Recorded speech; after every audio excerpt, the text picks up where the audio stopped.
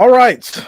All right, everybody. We are back for another night of streaming, another night of talks, Wednesday night vibes. Gonna be switching it up. More of an open discussion tonight. Nothing real, you know, we're no real way that we're gonna stick to, no real lane tonight. Open discussions, whatever you guys want to talk about, we could chop it up if you got something interesting that you drop in the chat. But what I will do is I will start it off by giving a quick shout out to the Wrench Gang, quick shout out to the family, all the listeners, all the watchers as we prepare for the Super Bowl. Right, we got the Super Bowl in the next few days here. Vegas is going crazy right now. I've got a couple of offers to go out there and all kinds of good stuff, and it's kind of interesting right now. It's kind of interesting right now as far as everything that's been going on, and it's been a very very fun week for the most part. And I'll be honest with you, it's Wednesday, but it feels like it's Friday. It really does. And got a little drink tonight, so I'm just chilling with you guys, chopping it up. And yeah, let's go. Maddie T, what up, man? Maddie T in the house. Cameron, what's going on with you? Nene in the building. He says, "Go Bills." Jacob, what up, man? What's going on with you? James, what up, yo? Vibing with Jay, yeah, man. Is it Sunday yet? Right? It just feels like it needs to be the weekend, right? That's it. Just feels like it. It needs to be the weekend. Uh, this week's definitely taking its time, but like I said, it feels like a Friday. Feels like a Friday. Shout out to you, Wendy. Purple in the house. Let's go, Purple. Shout out to you, Purple. How you doing tonight? Tamia says so nervous. You know what? Let's start there, Tamia. How you doing tonight? So nervous. What are you nervous about? Showing the love over on Twitter. Um, I think the biggest thing in regards to any specific game like this, right, that you can go into when you've got superstars on both sides, you've got, the biggest game of the year. You're hoping that your team gets to Lombardi. You're hoping that your team can go out there and perform. You're hoping that nobody goes out there and gets injured and all that kind of stuff. I think the biggest thing you could have going into this game is the faith, right? Faith is it's got to be very very strong going into this game or any other game for that matter, right? We know that the Super Bowl is the biggest game, but you got to have that faith for your team, faith in that squad that they're going to go out there and handle business, and that's where you leave it. But you guys know I'm a stickler for being prepared. You do have to be prepared for every possible outcome, good or bad. That is for sure. Shout out to you, Tamia. Let's go. Cameron says, "Go Niners." All right, man. Matty T says the Grizzlies can barely put a team out there, and they drafted both the centers on their roster for draft picks. So yeah, that's another topic as far as NBA side. The Grizzlies. I I really feel like, and just not even with Memphis, right? All kinds of changes with Golden State, changes with the Celtics. There's a lot of different changes that these teams have made roster wise that don't really make sense, and then it kind of does. But I think at the end of the day, when you realize the way that the NBA is going, as far as it being like heavily offensive and high scoring games, they're not really caring too much about defense. They're fine with having the 6'1" guy who can go out there and try to cross people over and shoot threes and shit. It's crazy. It's absolutely crazy. I get it because the game has to evolve. It has to go further than what it has. But it's almost like I feel like I'm really bright too. Hold on, can I change this setting here? Let me see if I can. I feel like I'm like super bright. Let me see if I can bring that down.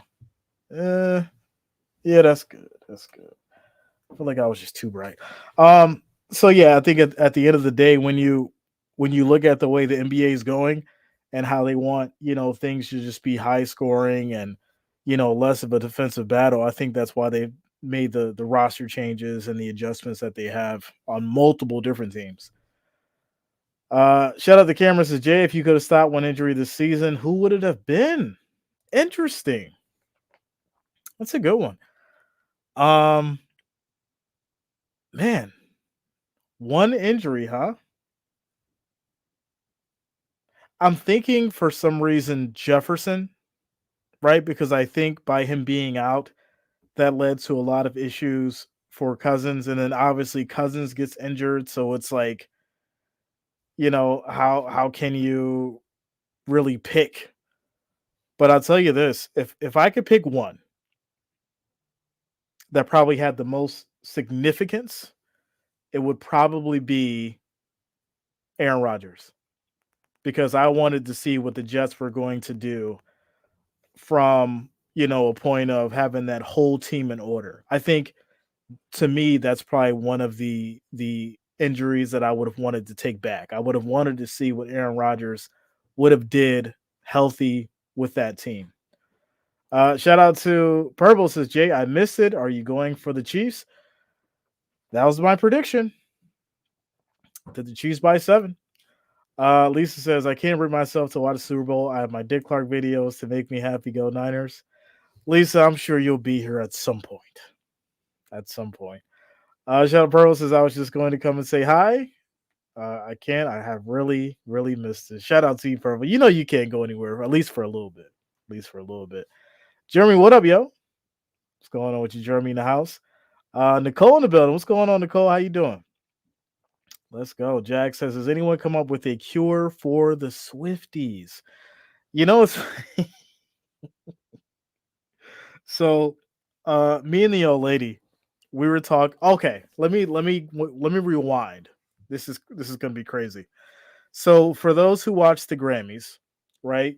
If you watch the Grammys all the way through, or even if you know where I'm going with this, if you don't know, Taylor Swift won Album of the Year, and the individual who presented the Album of the Year to her was Celine Dion.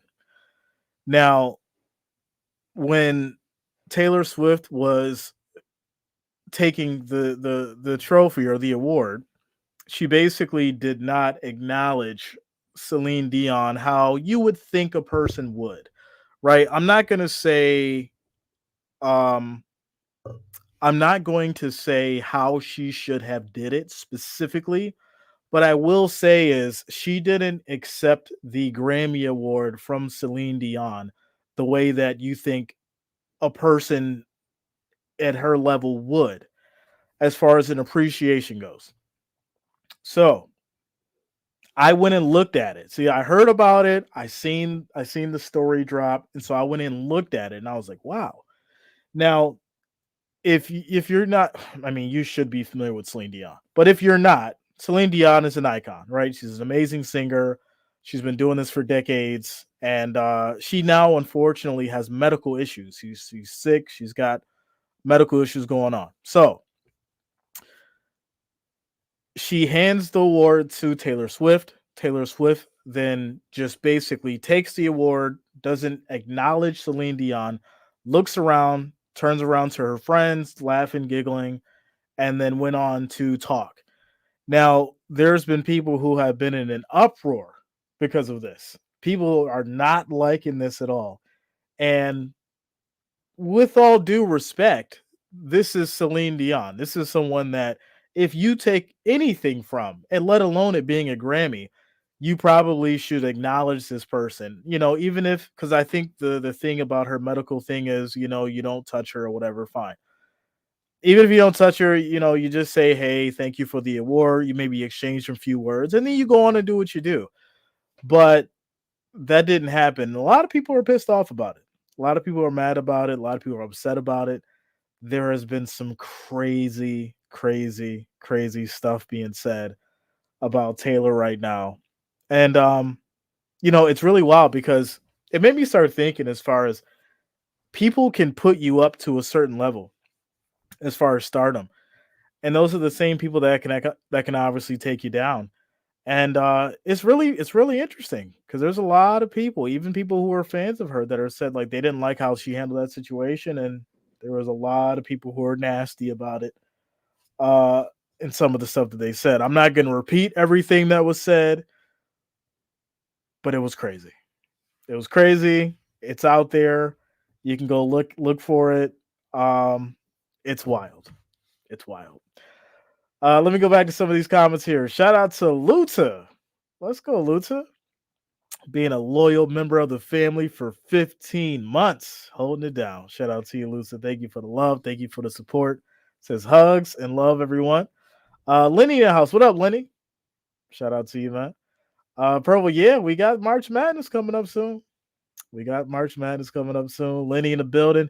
Maisie J says, hello, Jay. It's an oatmeal for supper kind of night. You know what's funny is I actually just went to Whole Foods and I picked up the organic apple cinnamon oatmeal for the next week. That's gonna be my next thing for the mornings. All right, that's gonna be my breakfast. Nice little apple cinnamon oatmeal. Add a little honey in there, right? Get the green tea going, all that kind of stuff. I'm with you. I'm with you. You're doing it for dinner, but I'll be doing it for breakfast. I'll be doing it for breakfast. Shout out to you, Maisie. Serious Biz in the house. What up, man? Serious Biz in the building. Purple says, seems like forever. My grandson turned 5 and my pup turned 2. Let's go. Yeah, time's flying. Time is flying. Swift generated 333 million for the NFL. That is a fact. She did. She did, without a doubt. And I don't think anybody's discrediting her ability to be a businesswoman or to be, popular in regards to her ability to draw a crowd and draw numbers.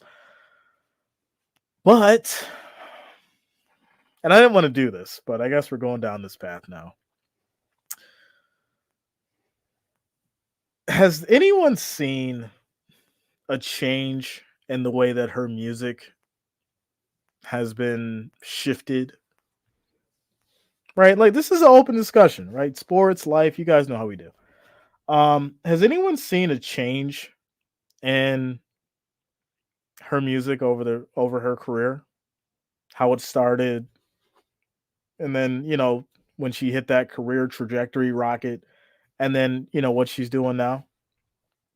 I just want to know if anybody's understood it and questioned it.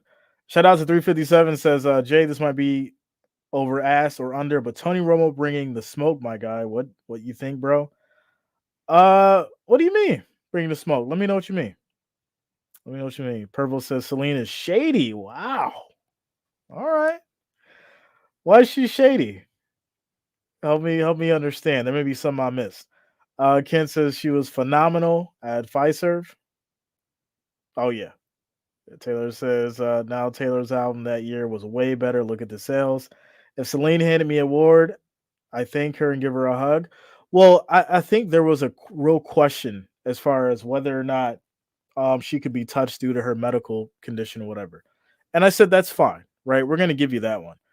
But I do think you have to acknowledge this person and really, really sit there and come up with some better things to say than nothing. Uh, without a doubt. Jimmy says, I don't follow the NFL, but that Taylor Swift guy must be fast as hell. All the sports shows keep talking about him. Shout out to you, Jimmy. Yeah, Travis, and we'll get into him in a moment. A lot of crazy stuff to talk about over this time here. Serious Viz, yeah, man. Purple says, Jay, one time we were talking about diet. I think dairy is my issue. I'm going to work on that. Side note, Purple, let's talk about it. Let's talk about it.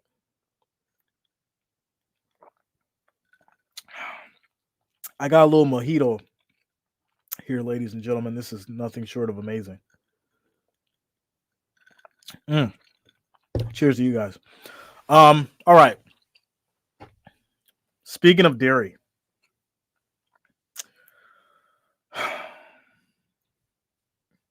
cheese. So listen, up until 2019, 2020, the change of every damn thing. I was fine. I could eat whatever I wanted. I had the occasional heartburn from eating like hot stuff, but that was about it. Roughly 3-4 years ago. Literally, now when I eat cheese, when I have yogurt, if I drink milk, I can do lactate now, but it's once in a while. Anytime I have dairy now, oh my goodness, it's just absolutely tragedy. And not even from a like disgusting point of view, right? Just from a point of being uncomfortable, stomach always in pain. I feel like just like everything's inflamed. Like it's really, really bad. And I did some research and stuff like that as far as, how dairy is actually not good for you and all this other stuff. And they kind of just sold us on the fact of how, we needed dairy. And it was really wild because I remember the Got Milk commercials, right, with the mustache and all that, and, you had to have milk. And now that I look around and I don't see those commercials anymore. I don't see anybody talking about milk anymore. But we've been so conditioned our whole life, "Oh, I gotta get milk for calcium." I gotta get milk. I gotta have milk. Give me a glass of milk. Give me, and, I started researching how to get my calcium from other things like broccoli, different other vegetables that had calcium in it, or just taking calcium pills and things like that. And my life didn't change without milk. And I'll tell you this: when I stopped drinking milk and I switched to like lactate and all that, now when I have something that has like heavy dairy in it, I feel so sick. Like, but not sick, like I said, like in a disgusting way. It's just like my body feels all weird. I just feel like crap the next day. I can't do it. I can't do it. It's weird. It's weird. If you start feeling that way, you just got to take it out of your diet and, you know, obviously talk to your doctor about it. But if you need to, but me personally, once I figured it out, I was like, all right, yeah, I got to make these changes. I got to figure out where to get my calcium from, and that was it. But I can't do it no more. Cheese, pizza's fine. I can do pizza as long as it's not too much. But regular cheese like a provolone or a Swiss, things like that, I can't do it unless it's cooked. I can do cooked cheese, like give me some baked mac and cheese, and even then, it's got to be like sparingly, like it can't be too much. And it sucks, but that's just the reality of it. Just the reality of it. 357 says, "Hey, it kind of makes it fun. Unfortunately, I've been losing attention with football." Well, you know, that's where we are. I mean, it's the end of the season. We got the Super Bowl coming up on Sunday. I'll be breaking back into basketball, NBA, and college. I'll probably start doing those like every other day, and then once we get to March Madness, it's all college. And then once March Madness is over, championship, then we get full blown NBA. But then we'll get some baseball in there too. I definitely want to switch it up as far as the content and just keep it going full throttle for you guys. And really just pick up the pace as far as for all the sports that we're going to cover here too. 357 says dairy jacks me up. Can't do dairy no more. It's crazy. It's crazy. Selena's a diva. Yeah. Well, we knew that. She's always been that for sure. Says I'm more upset with the media than with the Swifties. They seem to have snubbed everyone else in the NFL with a significant other. So, I mean, yes and no, right? Because we know that, and I really don't want to bring this up, but I think there are certain people who really don't want the spotlight, right? Because obviously Jay-Z is a big part of the NFL, right? He's got a lot to do with the media and production and stuff like that, as far as from a music point of view. Um, but we don't see much from Beyonce, and then obviously when they do show Beyonce, it's really random, right? So I'm not sure if she wants to be, plastered everywhere, or if, she's cool with just, chilling in the background and being known as Jay-Z's wife. I'm not sure. But I tell you this right now, I think the fact of Taylor in the NFL in this situation with the Swifties, I think it's more so of them understanding how marketable she is, and then the demographic that they could reach out to by going through her, and it just made it easier because the NFL knows how to bring in the money, and they'll pivot whenever they see something not going the direction that they need it to. And when I say that is, all right, if we see that the numbers here are slipping, we're willing to make a bet to come here and tap into this market and see if it explodes. And that's why you're starting to see all these streaming networks pick up specific games or very important games where you're going to have a playoff game between Kansas City and Miami, and now it's on Peacock. And they'll pay $300 million for this game, but then make back 600 or 700 because everyone has to go over there and sign up for Peacock. So they're like I said, they're willing to make or take risks, but it's not. Well, I mean, it's a risk, but it's not really a risk because at the end of the day, they understand that a certain model may be slipping or they need to gain more traction in certain markets. And that's why you're seeing a lot of the international games now, right? We're supposed to be doing a Brazil game now in 2000 for the 2024-25 season. So we'll see a Brazil game, which I think I posted that earlier, is like as far as the Eagles. Yeah, the Eagles will be in that game. I don't know who they're playing against, so I have to go look it up. But it's stuff like that, that shows us as far as, okay, they're trying to pivot because they may see a shift in the viewership from this specific area. And so then they're going to focus here and put the money here and okay, let's go international with it because we understand that viewership may be slipping over here. Um, and then we'll just, we'll make it an international thing. So it's interesting to see, what they're doing and how they're marketing things, but everything's changing. Everything's changing. The way the game's being played, the way how people feel about the game being played, all that kind of stuff. All that kind of stuff for sure. Purple says Taylor is shady as hell as well. I don't mind her music. I mean, it's not in my playlist. Uh, so I mean, the reality is this: if you got the radio on and you're playing a station like 98.5 or whatever pop station it is, they're gonna play about 4 or 5 of her songs. That's just the reality of it. I remember they were playing Lizzo when Lizzo was at like her height. They were playing Lizzo so much, I stopped listening to the radio. And nothing against Lizzo specifically. I just don't like the music. And it's just funny because once again, when they decide to push a certain individual and give them the fame and the stardom and all that kind of stuff, it's very easy for them to snatch it away as well. Because a lot of these people aren't self-made, right? You don't really see self-made artists anymore. In fact, you don't see self-made artists anymore, especially if they're new, right? It's very easy to go viral now. Right? It's very easy to get your 15 minutes. It comes like that. But just like it comes like that, you can take it away just like that. So that's kind of why you see these situations. And there's a few people like a Taylor Swift who have that trajectory to where they get to the top, which that's far and in between, but there's a few that's done it. But it's funny. It's funny. Some of you may know.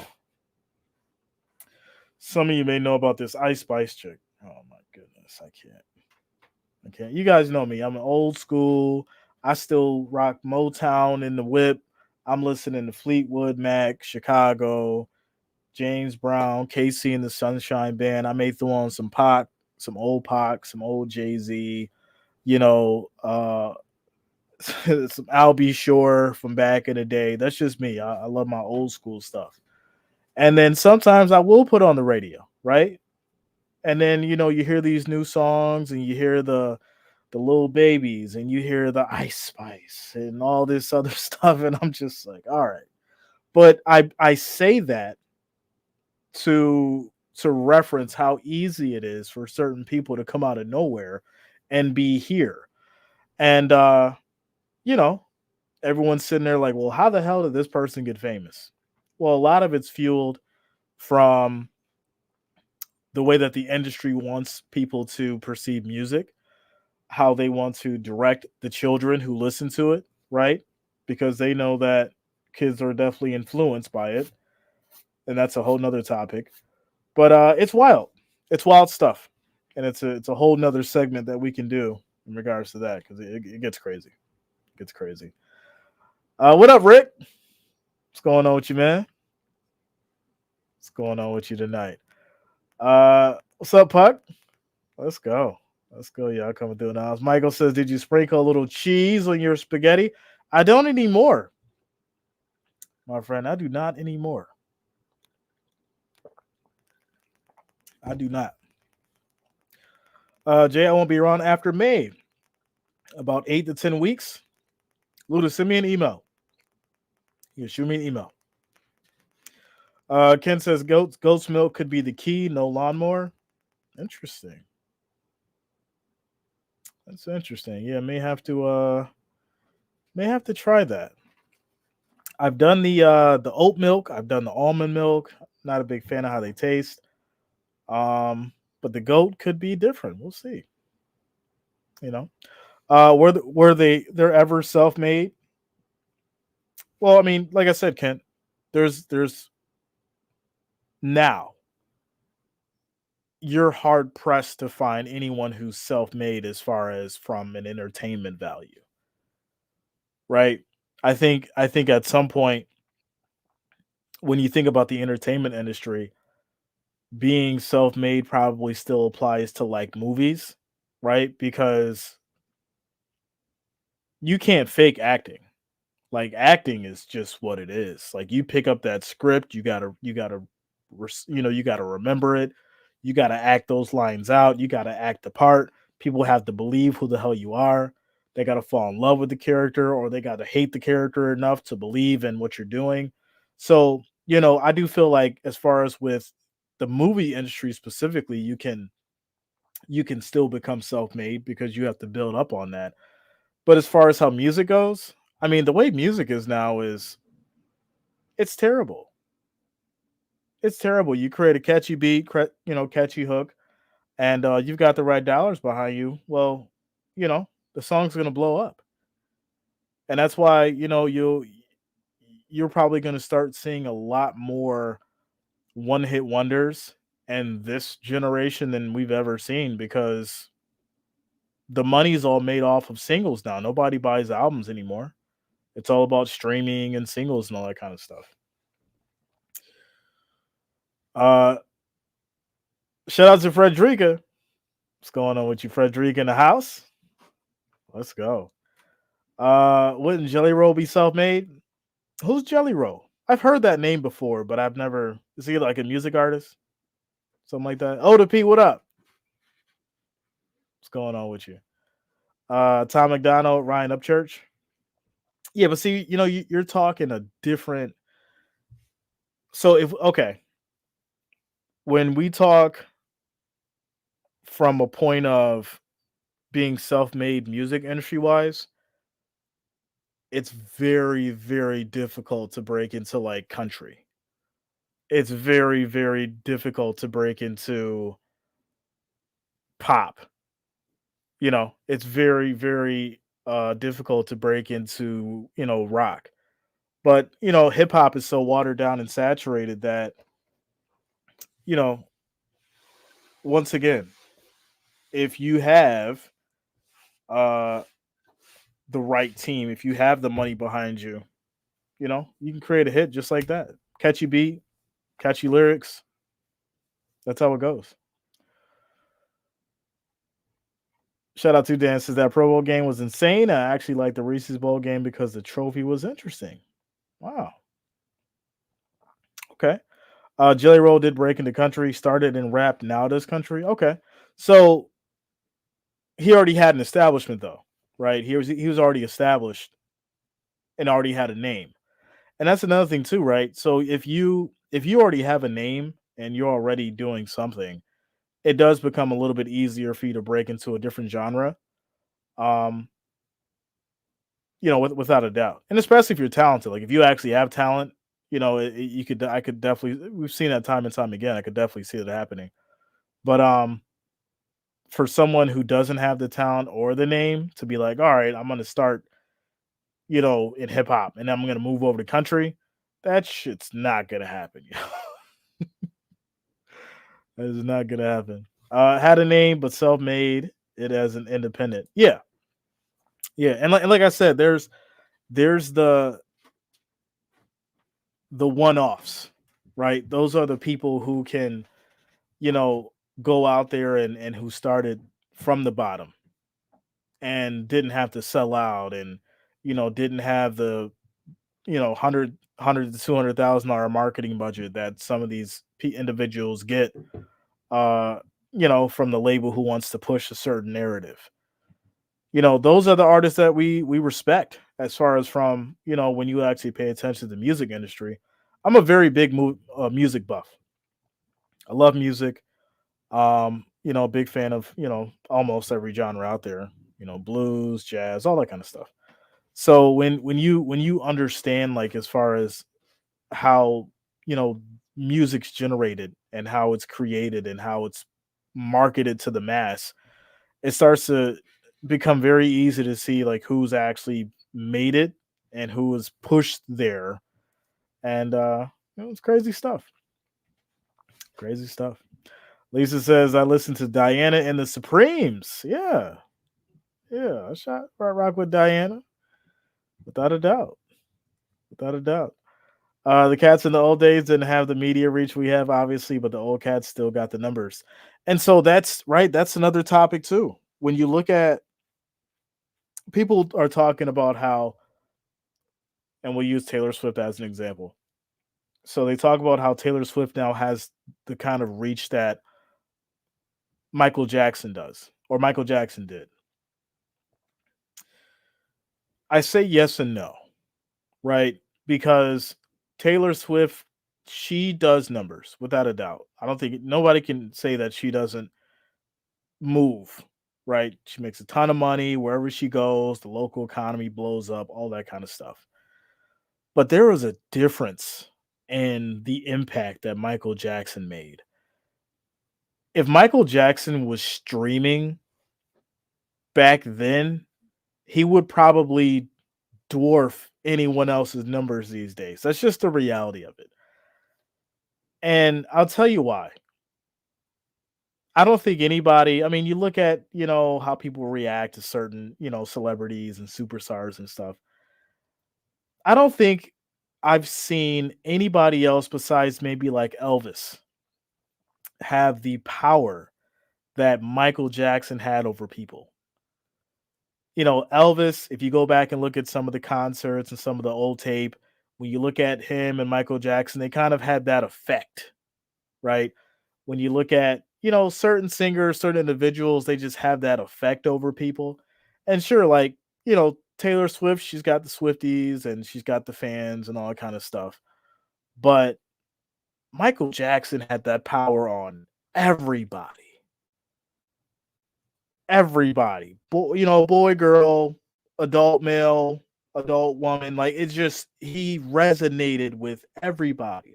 So yeah, Taylor Swift's very successful. She's got a good reach, but it's not on the level of Michael Jackson to me. I don't think that's going to happen. Yeah, even the Beatles, right? Beatles, huge, huge. A lot of these guys had a very, very profound impact on not just their fans, but society. And it's just different. It's different for sure. Says the four generations of NFL. I think I know that everybody who ain't who aren't who I thought they were. Well, without a doubt. I mean, that's you. Eventually, you learn. Eventually you learn who's who as far as in the game. That's just how it goes. Purple says my grandson wants some music from Garden of the Galaxies in a cassette player. He likes lot of different music. So that's funny. Um, I still got some cassettes around. I still got some old CDs and I think there's a few 8 tracks somewhere in the house. Um, but yeah, like a lot of that, like the records and all that kind of stuff, it I remember as a kid finding those old vinyls and playing the music and I'm like, "Oh, this sounds pretty good." You know? And I didn't even know who the hell the artist was, but I knew the sound, and it just resonated. And we don't do that anymore. That doesn't happen. There you don't pick up old like new music like that. New music's not it's not like it's not given to us like that in that way. You don't have that magic that comes from it. Some of you know what I'm talking about, some of you don't. But, there was nothing like picking up that record and putting it on the player and just letting it go the whole way through. Every song plays. Nowadays, all right, one or two songs is good. All 16, the rest is trash. It's garbage. Different time. Different time. Can't mess with the equalizer. Exactly. Just let it ride, right? Just let it ride. And like every song, you just felt every song. And some of the stuff, like I said, it was like, all right, whatever. But it just flowed. And at the end of the day, you didn't feel the way that music makes you feel now. I feel like the music now is just you just play it and move on. Play it, move on. There's no I think the word for it is there's no classics now. And it's crazy to say that, but there's no real classics now. Don't get me wrong, that's different from hits, right? There's hits, there's music now that is hits that will probably play for the test of time. But there's no real classics now. I don't think there's been a classic song that I could think of that like I'm like, "Oh yeah, in 100 years this song's going to be playing within the last 10 years." Can anybody name one? Can anybody name one song that people will be playing in the next 100 years that would be considered a classic? An actual classic, not a hit, because we know a hit can just be thrown on the radio at any time. I'm talking about a legitimate classic, a song that that was made in the last 10 years. It's a good question.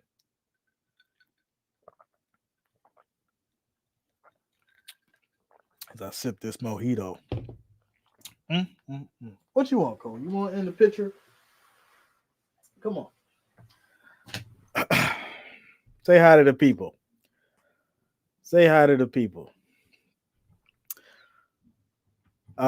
Says, hey, can you or a mod delete this message to see what it looks like for viewers trying to see for a channel I mod for? Confused. All right. Can someone just delete his message? I guess that's what he's saying. We are in the age of cult classics with music now. Well, like I said, there's hits. And this is to me, this is to me. This is my, my opinion. I just think that there's no real classics, or there has been no real classics made in the last 10 years. Uh Says nowadays music is raunchy with profane language and violence against women. So yeah, I think we know that, right? We know how music is and the direction that it's been, and as far as how it's changed. But it's always been that way. It's always been music has always been the expression of whatever the artist put into it. Sex, drugs, rock and roll, right? And I'll give you an example. We'll take it back to like the 70s. Take it back to the 70s.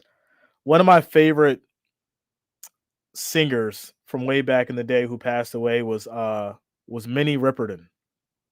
And for those who don't know, she had a voice that was just absolutely ridiculous, and she could just hit this one specific note that would just crush everybody uh these days. Minnie Riperton had probably one of the best voices in music.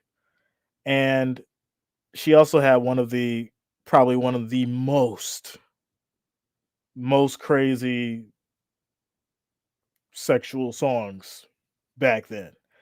And we're talking, 40 years ago. where, I'm sure that song put her in a whole different realm as far as how people were looking at her back then, right? I'm sure she tested the bounds of what she could say, and people had a raised eyebrow, like, you know. So, but the only difference is now it's just out, right? The words are way more blunt. Back in the day, they just hit it a little more, right? They hit it more, they hid the meanings more, they hid the meanings behind the creativity. And I think that's the way to put it. So back in the day, it was the same message in the music. They just hid the meaning behind the creativity because that's just how amazing they were and talented they were. Nowadays, you got people who aren't as talented, so they just are blunt with the message and it becomes catchy. Uh yeah, Megan the Stallion. Exactly. Uh Puck says, Jay, please copy this down and listen to the whole album. Mike Finnegan. Mike Finnegan, I swear that you'll love it. All right, yeah. Y'all check it out, Puck. Let me just save it here. I put it up on the screen for the timestamp. 41 minutes. All right, I got you. Mike Finnegan. All right, I'll check it out, bro. Uh Megan and Nikki. So, but once again, when you look at those two, well, who they get it from, right? They got it from Trina. They got it from Lil Kim. They got it from Kaya, right? They got it from who else? Khalees, right? They got it from that group. And then they just sponged on it and made it basically worse. And I'm not saying the music is worse from a creative level. I'm just saying it's worse in regards to the message. However, you want to talk about an artistic creativity level, you can talk about it. But the reality is, they made the message worse from those individuals. And you say, well, where'd they get it from? Well, Trina and them, right? They got it from the Salt and Peppers, the MC Lights, right? Switching it up just a little bit. Every decade, if you go back to the 70s, right?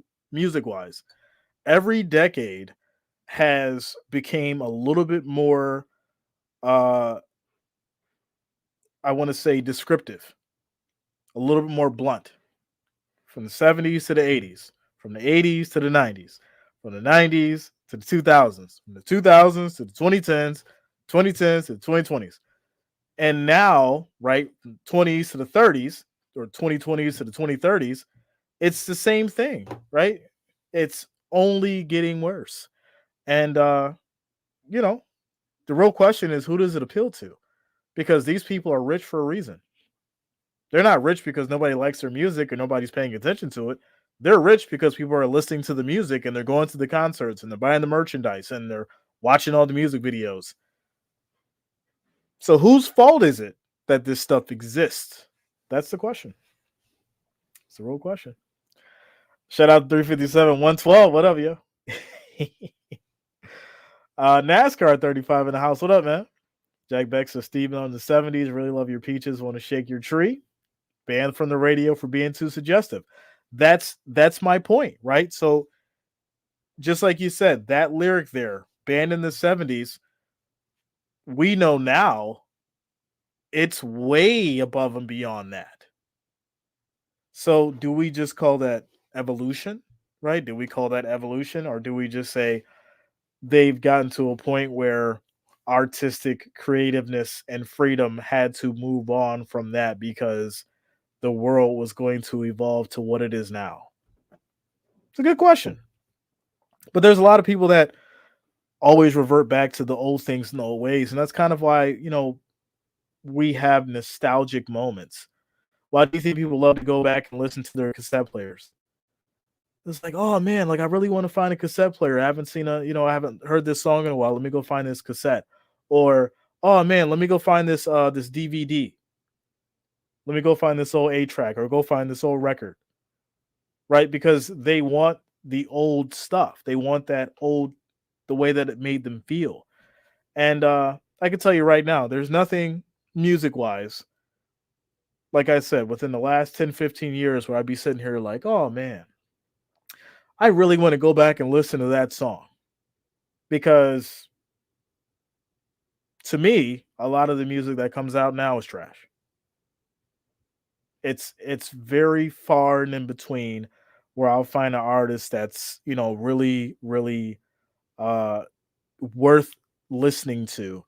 There's a couple here and there, but the rest of it, that commercialized stuff is just trash. It's just trash. Darth says the thing is a lot of people don't know what they like. They like what they know. It's interesting, Darth. I like that one. I like that one. So,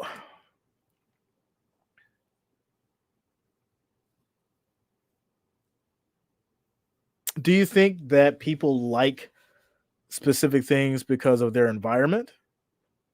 Or do you think they like specific things just because of how it makes them feel? Because I think there's a lot that goes into it, right? If you're born on the farm, do you just automatically like country music? If you're born in the city, do you just automatically like urban or hip hop music? You know, if you're somewhere out in the suburbs, do you just like everything in the middle?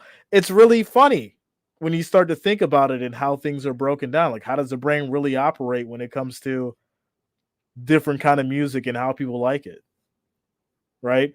Can you take someone who's been listening to rock for 40 years and put them in a setting where they'll like pop music? Will their brain just click like that? Like, oh, yeah, this is a good song. Or will they sit there because they're so in tune to this specific level of music? They're like, well, what the hell is this? I don't like this. I'm not used to it. Or here's the real kicker. Or does it all happen when you're a child? And whatever you soak in when you're a child is what you project as you get older. And if you're used to listening to all kinds of music, you'll like all kinds of music. If you've only been ingrained with R&B and blues and jazz, well, when you're 40 years old, that's all you will like. It's a good question. I don't know if somebody studied that or really looked into it, but I would really be interested to see as far as statistics and how that goes and how people's minds have been affected by music over the last 40, 50 years and how it's made them decide who they like and what they don't like. Puck says how it makes you feel. I listen to all types of music. Okay, okay. I listen to a lot, but not most pop. All right. I soaked in a lot of music from my parents. That's a good one, Dan. See, that's a good one. And I'll tell you why, because I did the same thing. A lot of my music taste comes from my parents because we used to go on road trips back in the day when I was a kid. I'd say between when I was a baby all the way to maybe 10 years old. We would always go on road trips and they'd always have oldies playing, classics, Beethoven, Casey and the Sunshine Band, James Brown, Temptations, Michael Jackson, Lionel Richie. And these are all musicians that I have in my playlist right now that I listen to almost every day. Literally hundreds, thousands of songs between the 70s, 80s, 90s, and some now. But that's the majority of my playlist. Things that I listened to when I was younger resonated to who I am now. And that also changed the thought process as far as how I'd think about music. Elevator music puts me to sleep. Since my parents were definitely rock and roll, I like rock and country. They're my go-to. See what I'm saying? I think it definitely boils down to I think it definitely boils down to how you were brought up, how you were raised, the environment you were around, and then obviously, how the music makes you feel. Because I feel like a big part of it too is if you had friends who would introduce you to songs, I think that kind of influenced it too, right? Did people use music as a form of peer pressure? Yes. Did people use music and be like, "Oh yeah, I love this song," and da da da da. You like this song, right? You like this song, and you're sitting there like, all right, and you may have not really liked it, but guess what? It resonated in your mind, and you knew that if you listened to that song around your friend, it probably would make them happy, and then eventually the song just grew on you.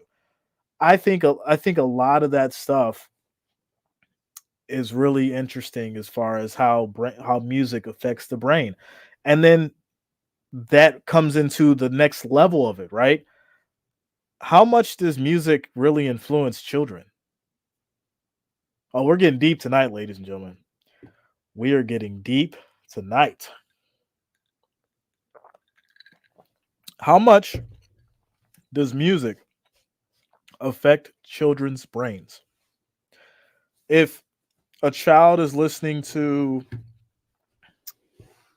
symphonies and Bach, Beethoven, you know, different different levels of classical stuff, how is that going to resonate with them as they grow and become an adult?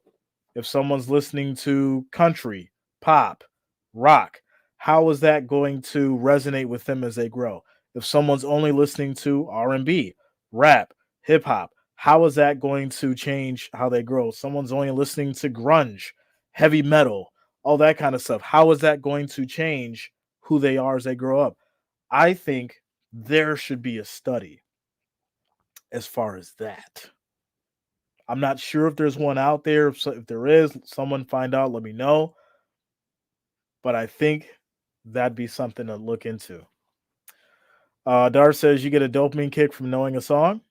I agree. Purple says my daughter claims to not like rap, but she knows every time Eminem drops a diss track. So familiar stuff is usually what people like the most. Okay. Okay. If you don't listen too fast or complicated music, you have to develop your ear for it, or you won't understand it. Um, I agree, but I think the big thing too is really digesting what you're listening to, because it doesn't. I mean, it matters, but it doesn't really matter what the BPM is, right? Unless it's something that's super ridiculous and it's just so fast that or it's like house music or dance, whatever it is. Um, I think the understanding behind it is what's really important. The understanding of what you're listening to and where it's coming from. I think I know that there was some kind of study that I seen years ago where it said like people were listening to this certain specific kind of music and it would make them angry and they'd act out, they'd lash out, and they do different things that they normally wouldn't do because of the mood that this music had put them in. And that's all in regards to like behavioral um understanding and all that kind of stuff. But it's really interesting.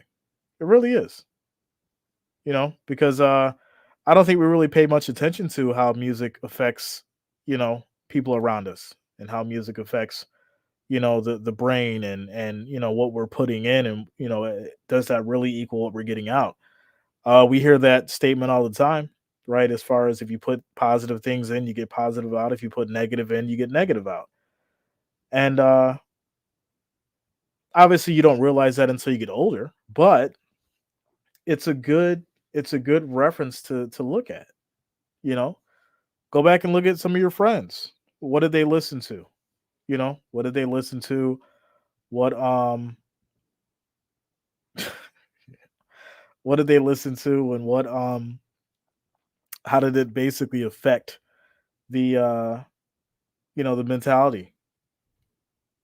It's interesting for sure. Love Queen, shout out to you, Lisa. Cows like and dislike certain types of music too. It's weird, right? It's weird. Dan says, as I've gotten older, I learned to appreciate my parents' music more and more. The classics, bro. None like the classics. We spent a little minute tonight on talking about some music stuff. This is cool. I like it. I like it. I'm glad. You know what? I said that I wanted to start just chopping it up with you guys about certain things and love the sports. It's always going to be about sports, but I definitely think just incorporating these different kind of conversations into the content is good as well. Because as much as I love sports, I love talking about other stuff too. It's like, all right, I mean, we can always talk about NFL, NBA, college, whatever. You know, some people want to talk about pickleball. I'm not getting into that. But talking about different life stuff and current events and things like that, I think it's good. I think it's good for sure. Dar says you have to develop your ear to play music. You learn something and your ear gets better, and you hear mistakes and fix them. Then your ear gets better again, and you hear more mistakes.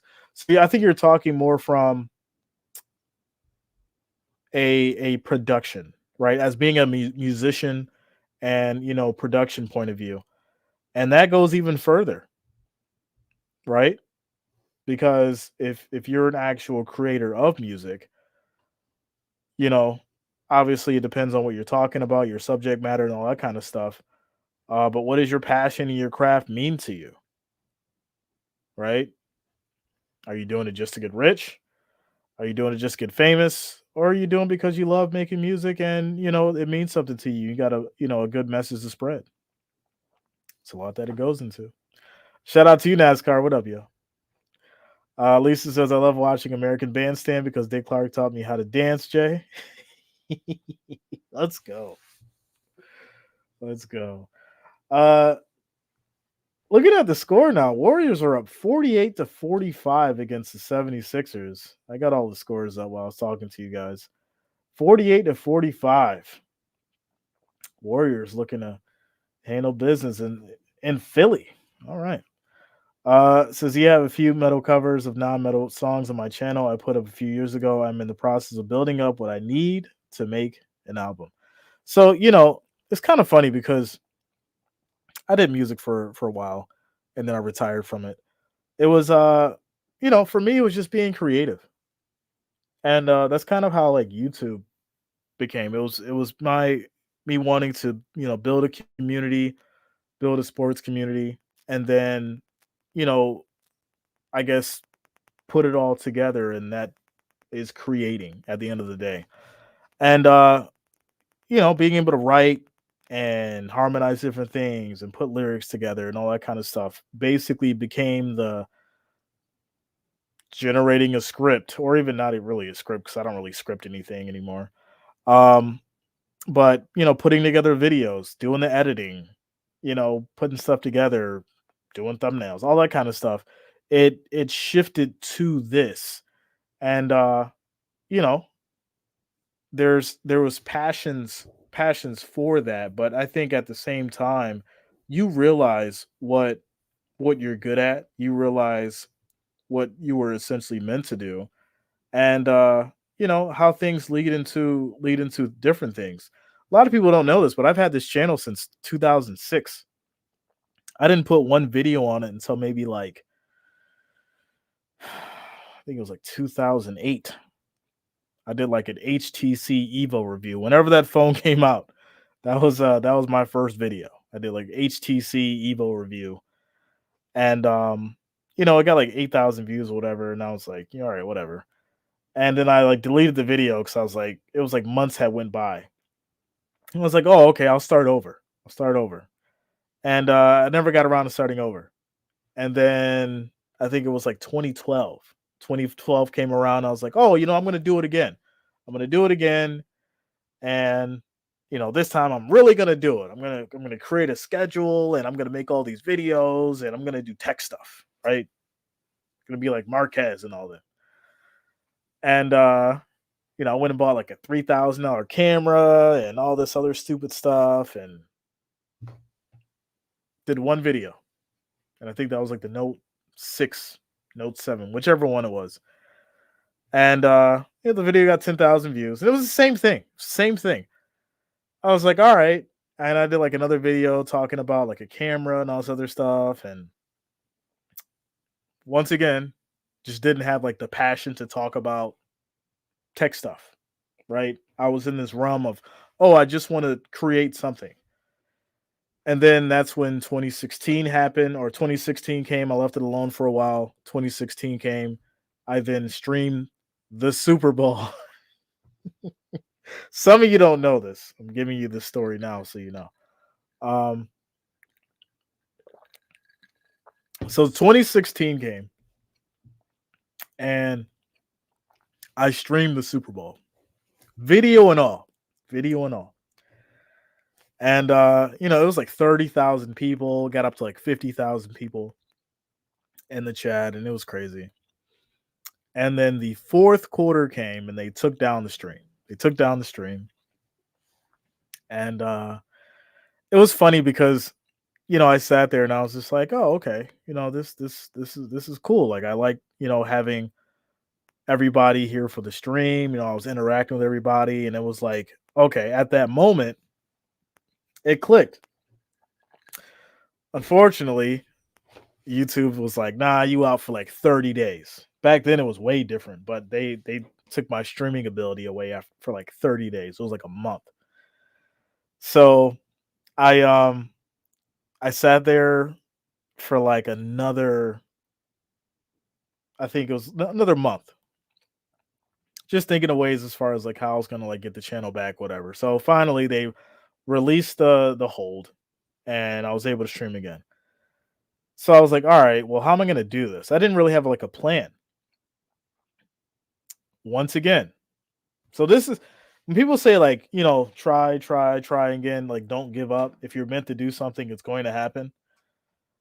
This is my third time, third, third time doing YouTube. Gave it up again. 4 years rolls by.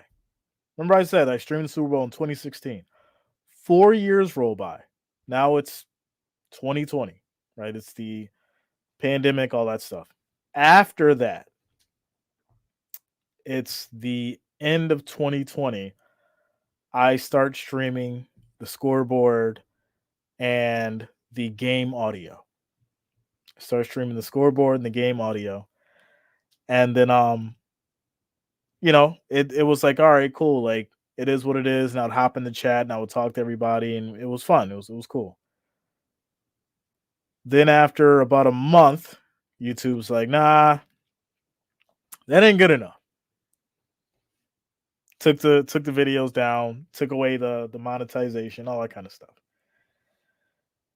And I was like, all right, what do I got to do for this to be the right way? Like I have an idea as far as how this needs to go. I want to create a sports community now. How am I going to get this going? And this was the fourth time now. This is the fourth time now. Most people, like I said, most people don't know this. I'm telling you guys now, for those who know, for those who don't know, now you know. This is my fourth time now on YouTube. And I was like, okay. I didn't want to show my face. I've always been fine with talking because I work in marketing, and, I've been like in and out of meetings and stuff, but I've always been very good on the phone. So I didn't care about talking. It was being in front of the camera, and it was understanding that if I was going to do this, that I was actually going to have to be in front of the camera. And so for another month, I was like, all right, they took away the monetization, they took away the live stream again. I almost gave up. Like I literally was almost done with it. And I said, all right, if I'm going to do this, I'm going to do it the right way. So that's when I got in front of the camera. I got in front of the mic. And then here we are, four years later, 72,000 strong. And I'm in front of a damn camera almost every night. So when people quit things, and when people feel like they can't do something, and when people feel like they're at the wit's end, I understand where that comes from because I was there. And there's a lot of things that I was successful in, and there's a lot of things that I weren't successful in, or that I wasn't successful in. And I've always been like what you call a jack of all trades, right? I've always been really good at a lot of things, but I didn't master one. I've always been really good at a lot of things. And that was, I think, my biggest downfall, opposed to just narrowing down on a couple things and being great or amazing at them. I focused on being great at all these different things. Oh, I'm really good at this, and I'm really good at that, and I'm really good at this, and I'm really good at that. And I was wearing myself thin for years. And then I realized that, all right, I've got my business, I've got my other stuff going on. What do I need to narrow down and focus on?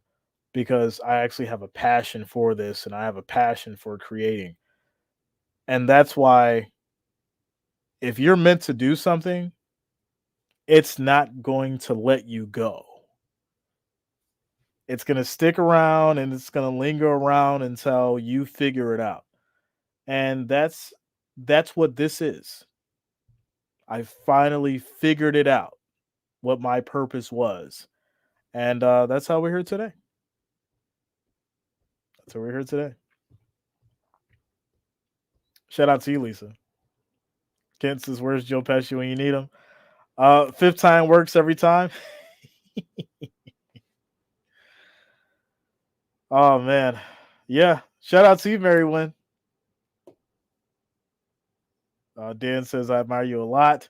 You're the very best person I have virtually met online." Shout out to you, Dan. Much love, man. You've always been a joy too. You've always been a joy too. Um, always great, man, without a doubt. Uh, Moving forward says, "Where are you with the mother found guilty of the Sun school shooting?" I seen that. Hold on. Let me see if I can pull that up. Um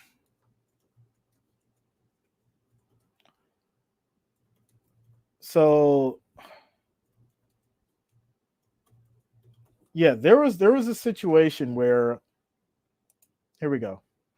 Says mother of school shooter was convicted of manslaughter. What does this mean for other cases? So obviously I seen this come up and I had an idea as far as what it meant, like from a president's precedent point of view. So it says a Michigan mother could face up to 60 years in prison after a jury convicted her on Tuesday on 4 counts of involuntary manslaughter after her teenage son uh, deleted 4 students in a school situation in 2021. I can't really say much. I don't want to, you already know how it goes, but you understand. Prosecutors argued Michigan law compelled Jennifer Crumbly to prevent her then 15-year-old son, Ethan, from harming others, and the jury in the case agreed. Now 17, Ethan is serving a life sentence after pleading guilty on deleting and other serious charges. Um, his father is also going to have his own involuntary deleting trial in March. Jennifer Crumbly conviction is the first of its kind verdict in the U.S. school shooting case, raising questions about the extent to which a parent can be held responsible for the criminal actions of their child. Legal experts say it could have broader implications for the U.S. criminal justice system. Now, listen, this is very, very important for the most important reason of all. This makes the parent responsible for what the child does. Now, there's going to be a lot of people who will say that, well, why should I be held responsible if my child goes out to do something? That's the reality of what's happened here, right? If let's just say that there's a situation where you have something in your house and the child has access to that specific something, unless you've made the proper and necessary measures to keep this thing out of reach, and they get to it, that's going to be the argument now as far as you being responsible for what they do with it. But I think it stems from more of that, from more of just, oh, they just went out and did this thing and the parent didn't know. Has the parent really educated this child on safety? Has this parent really sat down and educated this child on morality? Has this parent really sat down and educated this child on the responsibilities of life itself and different things that can happen and how to handle themselves and conduct themselves in a society? There's a lot that goes into this. It's not just clear and cut as this verdict is. As much as I get why they're doing it, I do believe in a sense that it should happen because at the end of the day, listen, if you've made something accessible to a child and they don't understand the severity of their actions, you most likely haven't raised them right. They most likely don't fear you as a parent as far as being respected, not fear from being abused, but fear from being respected in regards to understanding that there's right and wrong. There's a lot that goes into this. And I do think so. I think you know, people are sick of these situations happening. They've been happening more and more, and they're most likely going to continue unless there was something like this set. It's wild that it's just happening now, but I can see that, this changes things as far as people making sure that they're having the necessary discussions that they need to. They're making sure that they know what the hell's going on with their kids. They're making sure that they're holding their kids liable and responsible for the things that they do in their own damn house because that's where it all stems from, without a doubt. Says, can they appeal it? Well, I think anything can be appealed for the most part. Um, doesn't mean that it's going to be seen you know or turned. Puck says, I think it's about time they held the parents accountable. I agree. Adults is responsible at the end of the day. Maryland is a strict liability state. Interesting. 357 multitude of things. Yeah, without a doubt. Without a doubt. And I think that's huge. You know, I think the bottom line is this. I think it's a good thing that I think it's a good thing that this has happened. I think it's going to put a lot of people on notice as far as how they have to handle situations and really really pay attention to what's going on. So this kind of situation doesn't happen again. Purple says most kids fear their parents. They don't respect them. Um, we're getting into some real heavy stuff tonight. So I think in this society, they don't even fear the parents. There's there's a very very stark difference from what I've seen over the decades with children and how they respond to certain situations. And I think at the end of the day, when you understand as far as the behavior of certain individuals and what they do and how they respond to their parents, that is the telltale sign as far as whether or not there's any level of respect. Listen, I didn't start swearing, and when I say like swearing, like I didn't start swearing around my parents until I was like 30. Like they rarely heard a cuss word out of my mouth until I was like 30 years old. And I had been grown for 9 years. A lot of people like to say 18 you're grown. You're not grown at 18, you're grown at 21. So, you know, I had been grown for 9 years before I really felt comfortable enough with even having a general conversation where I would swear. And it was never swearing at them, but we laughing and joking. Now I feel comfortable. I may drop a little swear word or something because we're at that level in our relationship, and I'm a grown man. But it's never. I've never cursed my parents. I've never called my parents out their name. I've never swore in front of them. Like I said before, 30. You know, nowadays you see these kids calling their mom a bitch to their face. They're telling their dads to fuck off. All this crazy stuff. And at the end of the day, so like I said, there's a difference between fear and respect. These kids don't fear or respect their parents these days. And, if we're being honest, we know why. I mean, like I said, we going deep tonight. If we gonna go down the well, we just gonna go down the well and we gonna get wet. The reality is this: a lot of the kids don't fear or respect their parents because they ain't getting their ass beat. I know somebody's gonna be mad and upset that I just said that, but that's the reality of it. Uh, I'm a big fan of spare the rod, spoil the child, and that's the reality. That's how I was raised. That's how my dad was raised.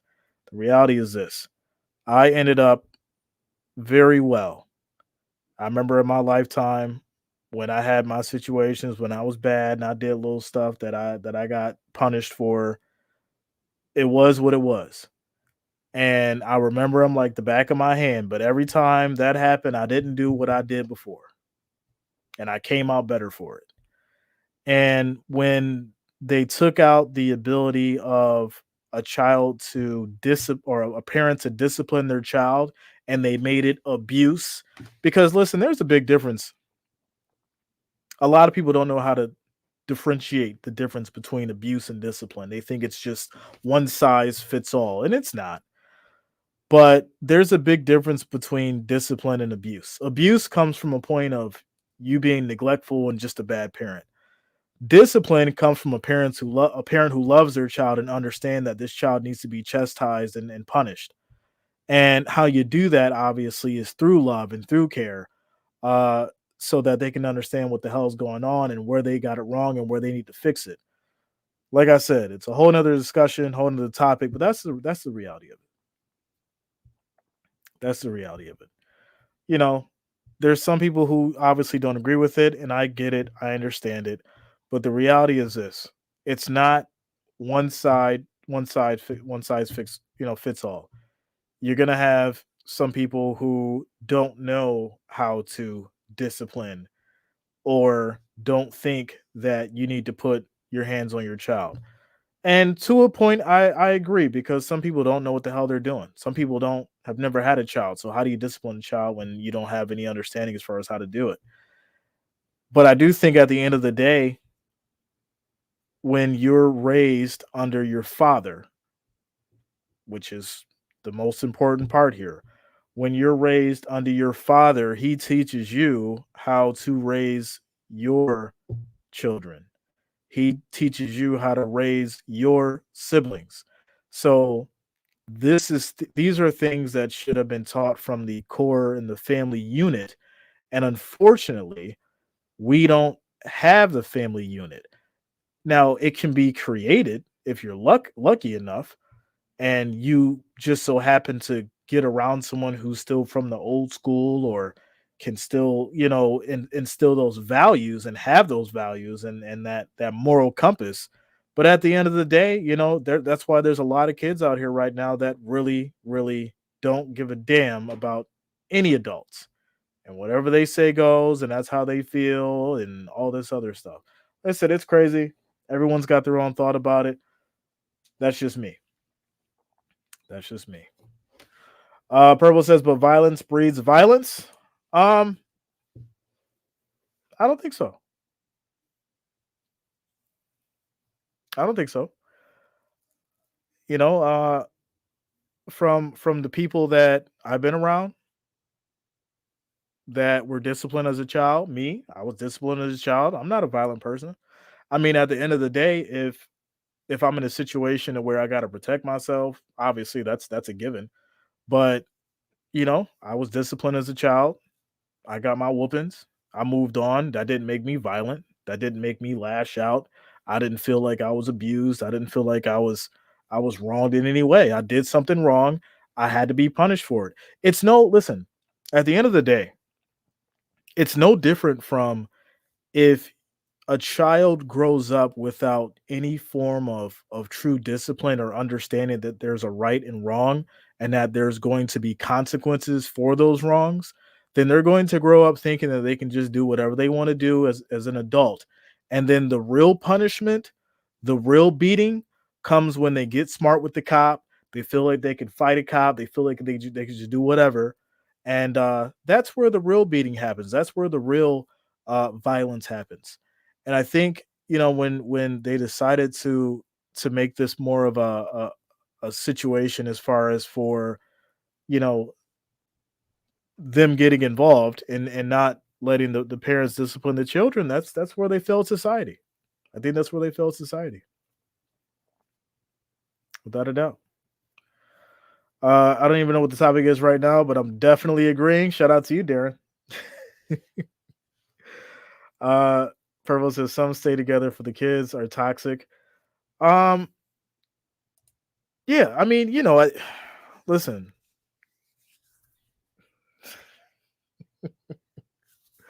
the reality is this: when we look at everything that can come out of a child's mouth, it's because of the environment that they're in and what they're allowed to say.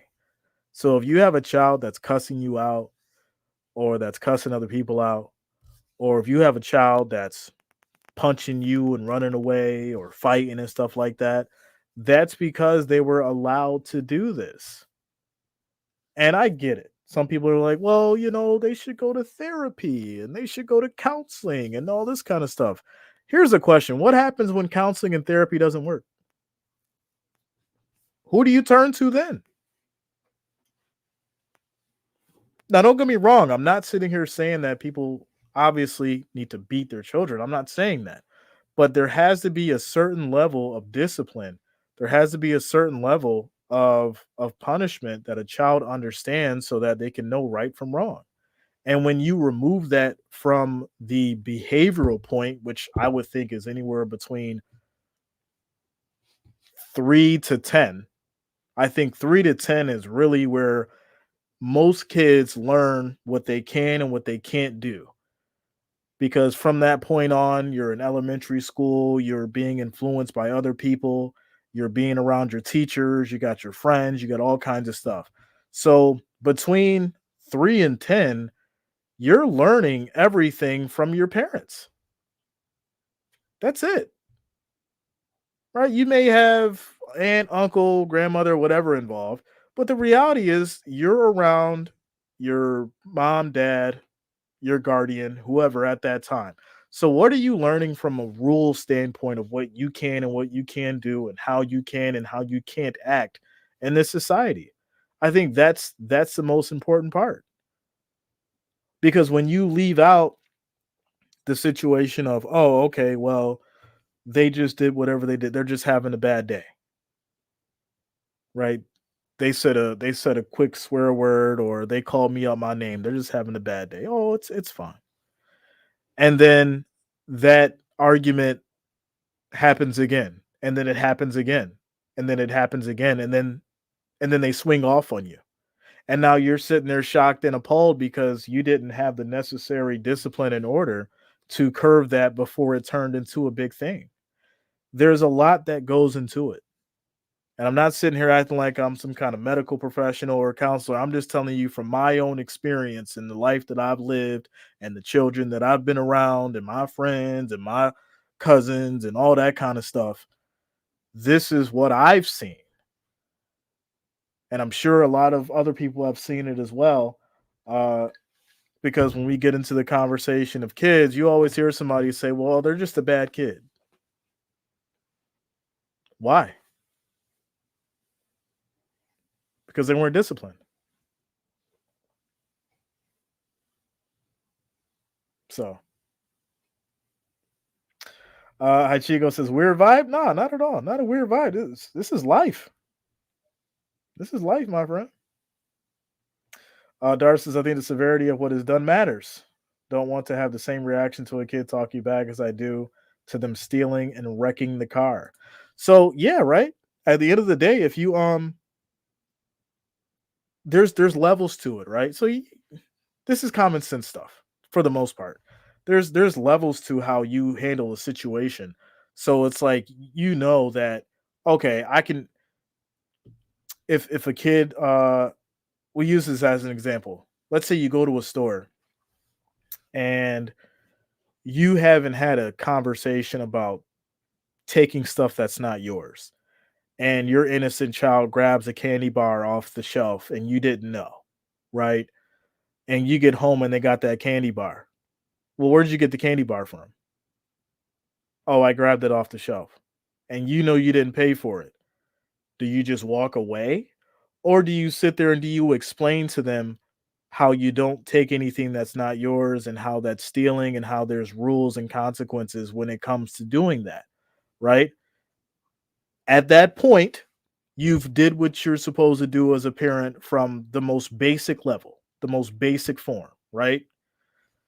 So then moving forward from that, right? Let's say it doesn't happen for a while, but then it happens again, right? Let's say it happens again, but this time they're with somebody else. And let's say they got away with it that first time, but now the cops are involved, right? Now the cops have got involved and they said something to them. And now you're looking googly eyed and upset and mad because you've already told them. Well, are you going to have another conversation with them? Probably. And it's going to be a little bit more intense. It's going to be a little bit more involved, right? You're probably going to be a little bit more animated, but then you'll move on from it. You'll be steaming over it for a few days as a parent, but then you move on from it. All right. So let's say it goes down now a few more, a few more months, and this kid decides to steal a bike now, right? They bring the bike home. It's right there. Neighbor comes to your house, knocking on your door. Hey, your kid stole my bike.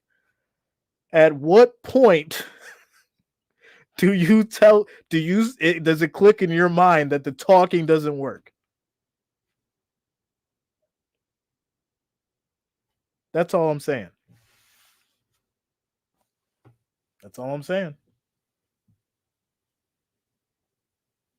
That's all I'm saying. Purple says my son did that, and I caught it as we were walking out the door. We went straight to the manager's desk. So, okay, so that case happened, right? That's a one-off. But let's say it didn't just go that right. Let's just say it didn't go that well, right? Let's just say it escalated above to what you thought it was going to go to. You took him back to the manager. Manager says, "All right, it's okay." But let's say they're a little older. You can't go to the manager. They call the cops. Now your kid is down at the precinct and you got to get a lawyer. You got to spend some money. You got to come out of pocket. Real consequences, right? It's not just about the basic stuff. It's about the real consequences. And that's the issue, because at the same point, yes, you have to be a loving and caring and all that kind of stuff when it comes to being a parent, but they have to understand that there's severe consequences when there's severe actions. That's all I'm saying. There's levels to it. There's different ways you could break it down, but the reality is this. A lot of these kids nowadays, they need severe consequences because they're doing severe actions. And that's it. That's all I'm saying. That's all I'm saying. Wow. We had ourselves a conversation tonight. Tomorrow, ladies and gentlemen, it's going to be the NFL honors. We'll find out who is going to be the MVP. All the awards for the 2023-2024 season will be tomorrow. We'll lock it in for that. That'll be at 9 p.m. I may throw in a dress shirt for this. I may throw in a little dress shirt for this, you know. And shout out to you, Purple. Well, hey, so you okay? You get it, you know. Yeah, life consequences and repercussions. So yeah, we'll get into the honors tomorrow. That's at 9 p.m. I may throw in a dress shirt. We'll see what happens. Well, I'm glad that happened for you, Purple, because there are some children who do learn the first time. But what about those who don't? How do you handle them? That's the question. Before we get up out of here, Matt says, Jay, I got one for you. What is idiocracy? Why is idiocracy trendy? Um,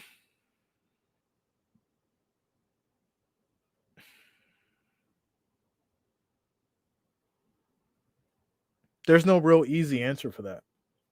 But I think from my point of view, I would say it's because of what the masses allow.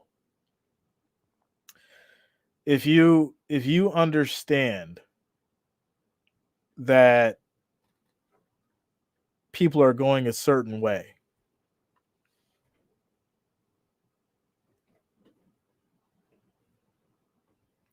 has it become easy to just overlook it without correcting it?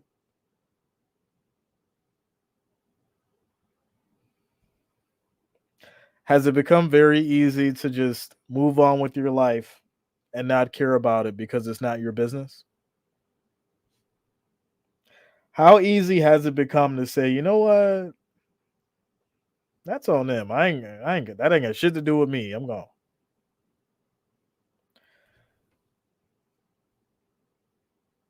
Because at the end of the day, you may feel like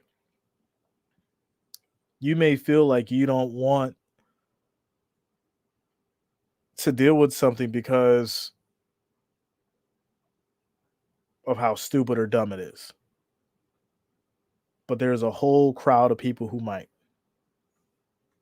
And then it's up to you if you want to get involved with it or if you want to move on and not deal with it.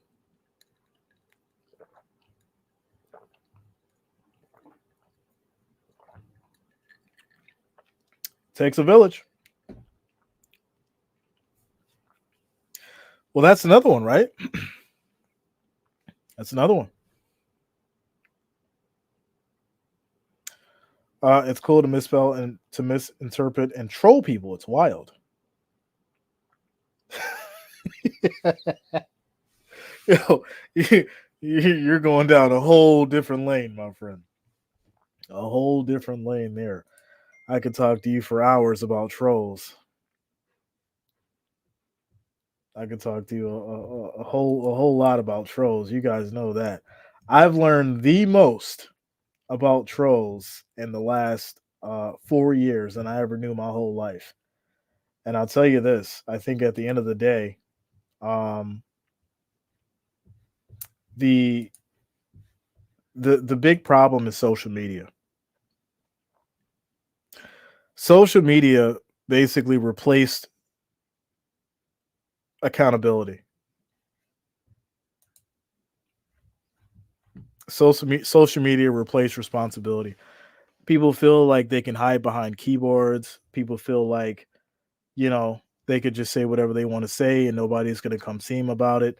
There's a lot that social media has caused. Social media has ruined relationships. Social media has changed people's education. Social media has made people think that fact or that lies are facts. It's wild. It's really wild.